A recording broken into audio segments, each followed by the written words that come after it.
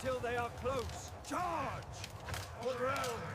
Imagine an army of glittering steel, thousands of armored knights, banners snapping in the wind, war horses pawing the mud, utterly convinced that victory is already theirs. Now imagine that army being shattered in a single afternoon by men who look almost insignificant by comparison. Muddy, tired infantrymen holding pieces of wood and string. No cannons, no magic, just discipline, terrain, and a weapon everyone underestimated. This is not a myth, and it's not an exaggeration. In 1346, at the Battle of Crécy, English archers didn't just win a battle, they ended an entire age of warfare. The age where armored knights ruled Europe through fear, wealth, and brute force died on that field. If you want to understand how one battle changed military history forever, you're in the right place. And before we step onto the blood-soaked fields of medieval France, make sure you like this video, subscribe to the channel, and turn on notifications. Because we don't just tell history here, we bring it to life. What happened at Crécy wasn't luck. It was a brutal lesson the medieval world never forgot. For centuries before the Battle of Crécy, the armored knight was the undisputed king of European warfare.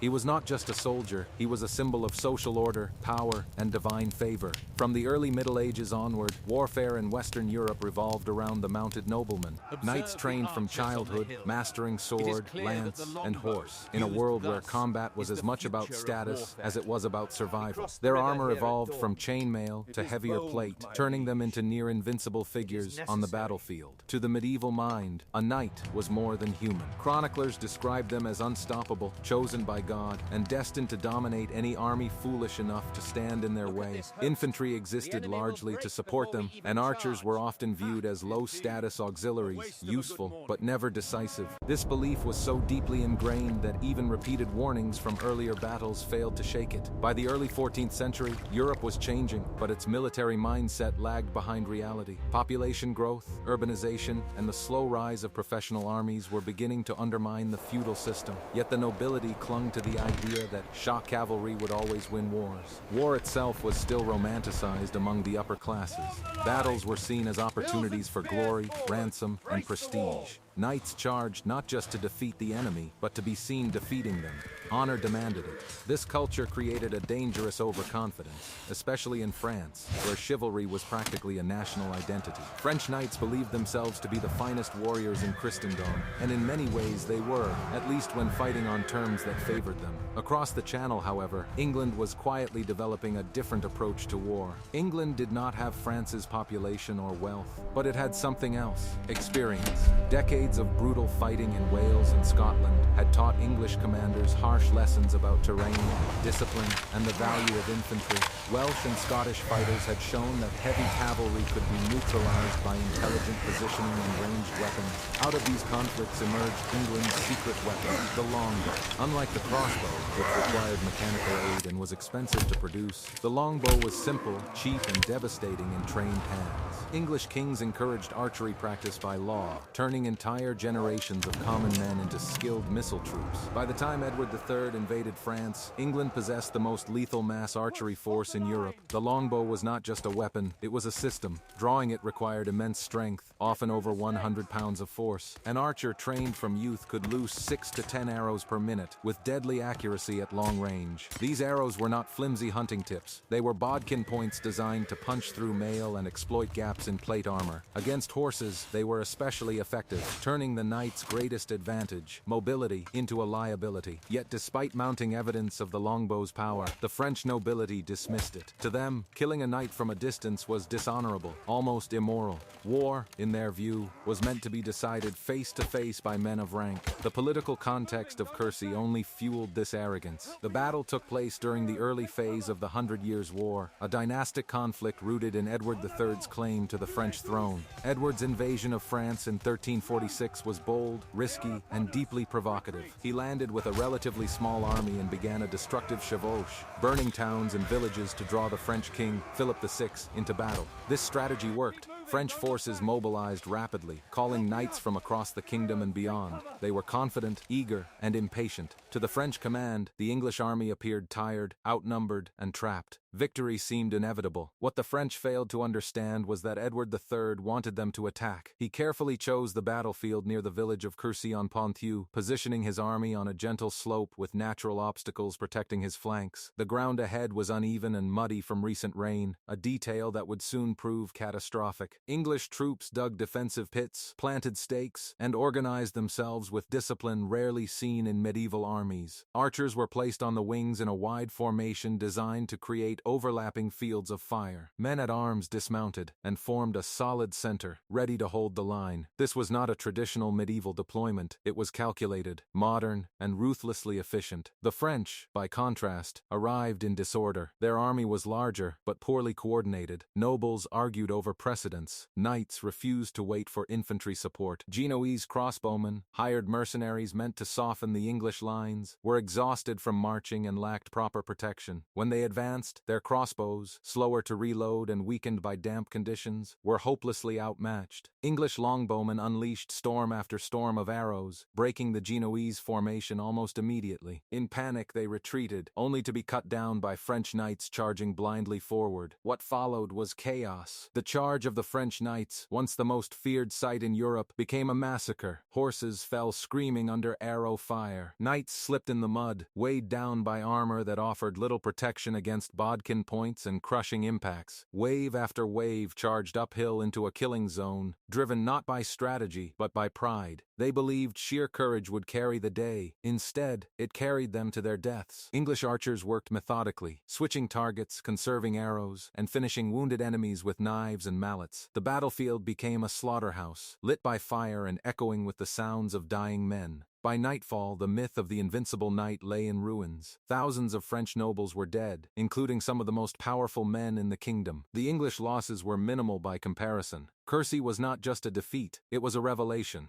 It exposed the fatal flaws of chivalric warfare and proved that discipline, technology, and common soldiers could defeat aristocratic might. The age of knights did not end overnight, but at Crécy, it was mortally wounded. As the sun began to sink on August 26, 1346, the Battle of Crécy moved from confident anticipation to irreversible catastrophe for the French army. What makes Crécy so powerful in history is not just who won, but how the defeat unfolded. Slowly, brutally, and publicly, in front of an entire generation of Europe's warrior elite. This was not a single decisive charge gone wrong. It was a chain reaction of arrogance, poor command, and psychological collapse. From the moment the first arrows fell, the French army was fighting not only the English, but its own traditions. King Philip VI of France technically commanded the army, but in practice, command barely existed. Medieval French armies were coalitions of nobles, each surrounded by their own retinues, each jealous of status and honor. Orders were debated, ignored, or misunderstood. When French scouts reported the English position, Philip initially wanted to wait until the following day to organize a proper assault. This was a sensible decision. Night was approaching, troops were exhausted, and the terrain was unfamiliar. But sense did not rule the French camp. The nobles demanded immediate action. To delay was to admit fear. To wait was to surrender initiative. The army surged forward without a unified plan, driven by pride rather than discipline. The Genoese crossbowmen were pushed to the front, despite being ill-prepared. They had marched long distances under heavy armor, and their pavis shields, essential for protection, were left behind with the baggage train. When they advanced toward the English line, the sky darkened. English longbowmen, positioned on higher ground, released volleys that descended with terrifying speed and force. The difference between the weapons was instantly apparent. Crossbows fired slowly and struggled in the damp air. Longbows responded with relentless rhythm. Arrows punched through shields, armor, and flesh. The Genoese faltered, then broke. Here, the battle crossed a psychological threshold. Retreating infantry was seen by French knights not as a tactical withdrawal, but as cowardice. Shouting accusations of treason, the knights spurred their horses forward, trampling their own allies. In doing so, they destroyed what little cohesion remained. Instead of an organized assault, the French launched a series of disconnected charges, each one weaker and more desperate than the last. This was exactly what Edward III had hoped for. English archers adapted instantly. They targeted horses first, knowing a fallen knight was almost helpless. The slope and muddy ground multiplied the chaos. Horses slipped, collided, and screamed in pain. Knights fell and struggled to rise, weighed down by armor designed for controlled combat, not for crawling through blood-soaked mud. Those who reached the English line found not panicked peasants, but disciplined men at arms waiting behind stakes and shields. The fighting at close range was savage. Knights were dragged down, stabbed through visors, crushed with hammers. There was no room for ransom. Survival was the only currency. Wave after wave of French nobility charged into the same killing zone, convinced that sheer numbers and bravery would eventually overwhelm the English. This belief that courage could overcome physics proved fatal. Each failed assault littered the ground with bodies, creating obstacles that made the next charge even more difficult. Darkness fell, but the fighting did not stop. Torches illuminated scenes of horror that medieval chroniclers struggled to describe. The battlefield echoed with screams, prayers, and the sounds of armor being smashed open. Leadership failed completely. Philip VI was wounded and eventually forced to withdraw, leaving the army without direction. With the king gone, any remaining order collapsed. Individual knights continued to fight, not for victory but for personal honor, unable or unwilling to accept defeat. This was the final tragedy of chivalric warfare, a code that valued glory over survival, even when the outcome was beyond doubt. By morning, the scale of the disaster was undeniable. The French had lost thousands of knights, counts, dukes, and princes. Entire noble families were wiped out in a single night. The English, by contrast, suffered remarkably few casualties. Crécy was not just a tactical defeat, it was a social and psychological earthquake. For the first time, Europe had witnessed the complete destruction of its warrior elite by common soldiers using massed ranged fire. The implications were immediate and terrifying. If knights could be killed so efficiently, what did that mean for the social order built around them?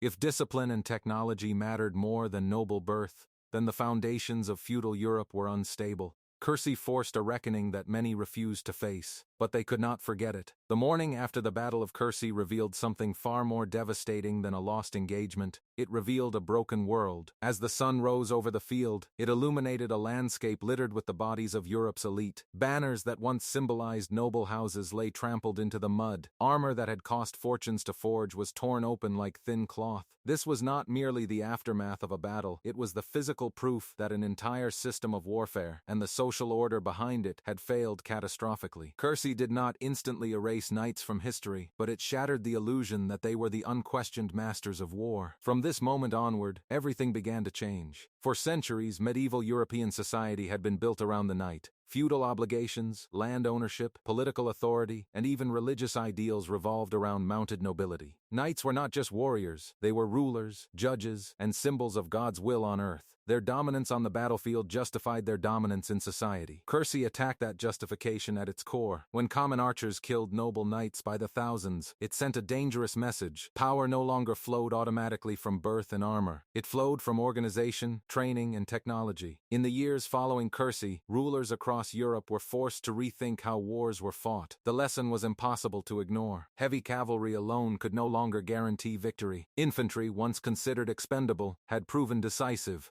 Archers, pikemen, and disciplined foot soldiers became increasingly central to military planning. This shift did not happen overnight, because traditions die slowly, especially when they are tied to identity and privilege. But Crécy planted a seed that would grow into a revolution. The English understood this lesson better than anyone, because they had lived it. They doubled down on their system. Archery laws remained in place, ensuring a steady supply of trained longbowmen. Commanders emphasized defensive positioning, combined arms, and discipline. Just 10 years later, at the Battle of Poitiers, English forces repeated the formula with devastating success, capturing the French king himself. Later still, at Agincourt in 1415, the longbow once again humiliated French knights, proving that Crécy had not been an anomaly, it was a blueprint. France, by contrast, struggled to adapt. The French nobility was deeply invested in chivalric ideals. To abandon knightly warfare felt like abandoning honor itself. Many nobles viewed defeats not as evidence of flawed doctrine, but as bad luck or divine testing. Yet reality kept intruding. Repeated losses forced gradual reform. Infantry units grew in importance. Artillery began to appear on the battlefield. Command structures slowly centralized under the crown, reducing the chaotic independence of noble retinues. These changes marked the beginning of the end for feudal armies. Beyond tactics and technology, Crécy reshaped the psychology of war. Before 1346, battle was often imagined as a contest of courage and personal valor. After Crécy, war began to look more like a grim calculation. Terrain, logistics, weather, and weapon systems mattered more than individual heroics. This shift laid the groundwork for what we now recognize as modern military thinking. Victory belonged not to the bravest, but to the best prepared. The social consequences were just as profound. The deaths of so many many nobles destabilized entire regions. Estates passed to minors, widows, or distant relatives. Power vacuums emerged. Monarchs used these moments to consolidate authority, strengthening centralized states at the expense of feudal lords. In this way, Crécy indirectly contributed to the rise of stronger national governments. Kings needed reliable, professional armies, not unreliable nobles driven by personal honor. Standing forces, paid soldiers, and state-controlled weapons became increasingly attractive. Religion and morality also entered the debate. Many contemporaries struggled to understand how God could allow such slaughter of the noble class. Some argued that Crécy was divine punishment for pride. Others condemned archery itself as an immoral way of killing, citing church bans on missile weapons. But moral outrage could not reverse reality.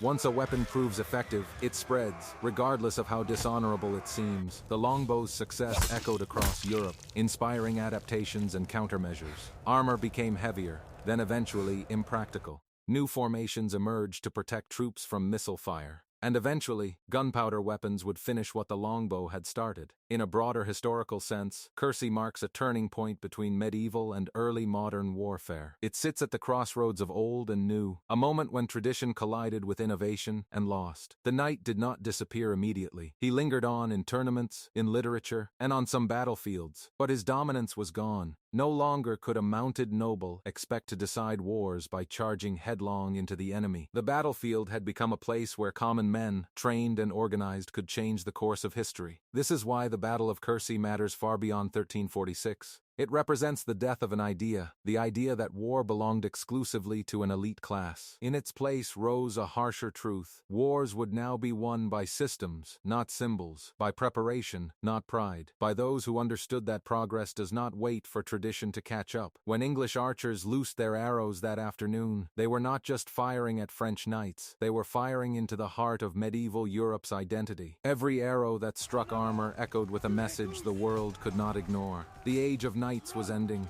The age of modern warfare had begun.